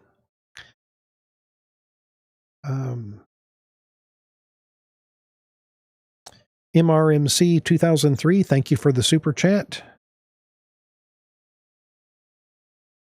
Well, I see that we are up to 8:46 right now, so I'm going to wrap this up in just a moment. I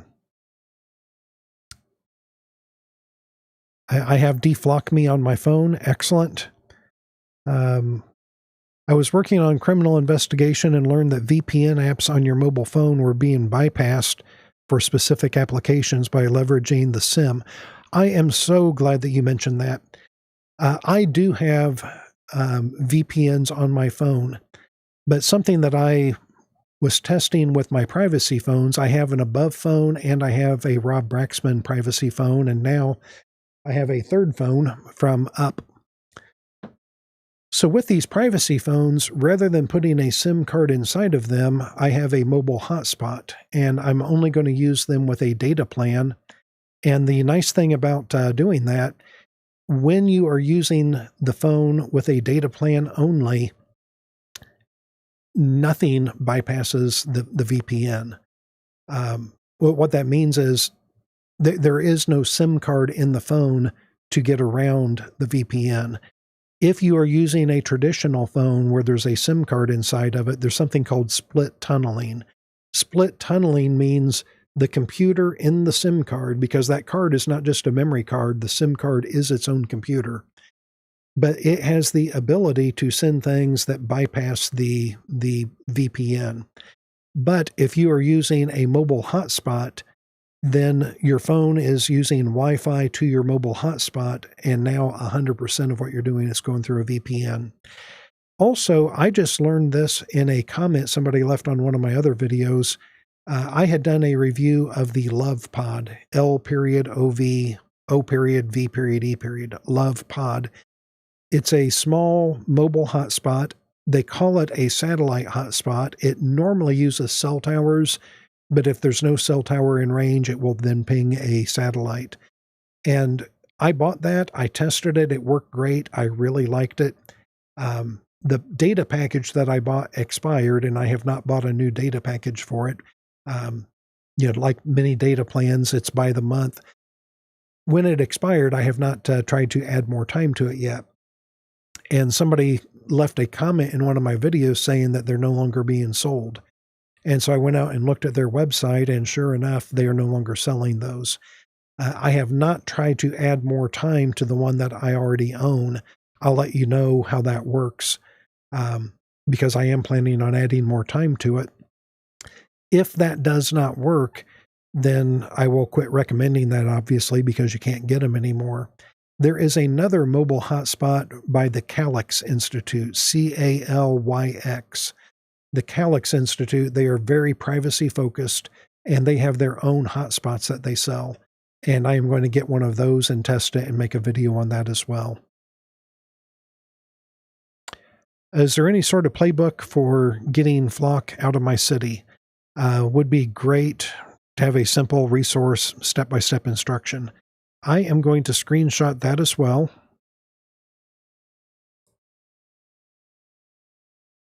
I am not aware of any type of a step-by-step instruction for getting rid of flock, but I will see what I can come up with.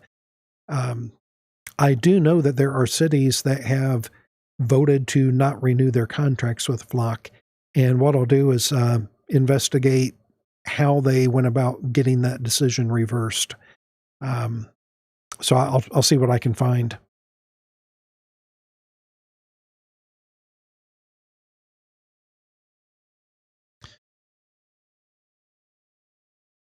Also consider kill switch. Okay, glad you brought that up.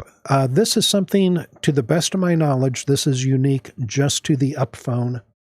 But the Up phone actually has a physical switch that when you flip the switch, it disconnects power. So most of your phones, your Androids, your Apple phones, when you power down, it never truly goes off.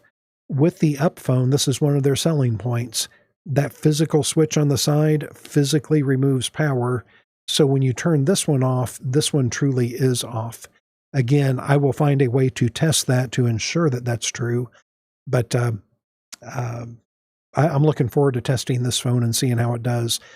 For those of you that joined a little bit after we got started, when I made my video a couple of months ago comparing Rob Braxman's privacy phone and the Above privacy phone, I had several people ask me to review the Up phone, the unplugged phone. And at that time, I didn't do it because it's a $1,000 phone and they were running proprietary software. Up reached out to me and asked me if I would be interested in getting one of their phones for testing purposes. And I told them I'm interested because I've had several subscribers ask me for a video. But I told them my big reservation about recommending them is the fact that they're running proprietary software. And they told me that they recently made a change. This is like within the last month, they made a change and they are now running open source. So that relieved my number one concern with the Up phone. It's still an expensive phone. In complete transparency, because I am always going to be honest with you, they gave me this phone free. They are not paying me to do a review. It's not a sponsored video, but they did give me free product for testing purposes. Meshtastic, great point. That is something else that I am really going to look into. I've heard a lot of very positive things about Meshtastic, and the Love Pod, it was a part of Meshtastic. So I was really looking for that. The Calyx one is very expensive, though. It's a yearly charge. I believe the Calyx hotspot is like a $250 hotspot, but as you point out, you have to pay for a year of service with it, which kicks it up to about $700. Now, for that $700, you get the device and you get a year's worth of service for the device, and I believe it's unlimited data. So I'm going to check that out, and I'll make a video about them. Love your channel, by the way. Keep up the great work. Thank you. Calyx founder departed. The Institute stopped selling for a while this summer. I went out to buy one this summer, and I saw that they were not available, but it sounded like it was temporary and that they would be getting them back. So that's why that video's been on hold for a while.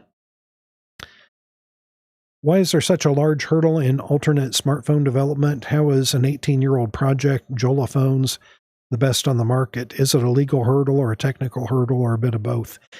Excellent question. I believe the number one thing is the legal hurdles. There are so many know your customer laws that the cell phone companies, I think they make it difficult. Rob Braxman, when he made his privacy phone, he talked about some of the struggles that he had with trying to get the phone to work with Verizon and AT&T and doing a Brush Fires of Freedom Tour event. I'll have to see if I can live stream from an event if they coincide. But anyway, thank you so much for being here, and I look forward to seeing you in 2 weeks or 3 weeks, the first Monday of January. But thank you, everyone. Thank you for being here. Thank you for the likes. Thank you for watching my videos. Especially thank you for everyone that sent a super chat. I genuinely appreciate your support. Have a great Christmas, everyone, and I look forward to seeing you live first Monday in January. Have a good night.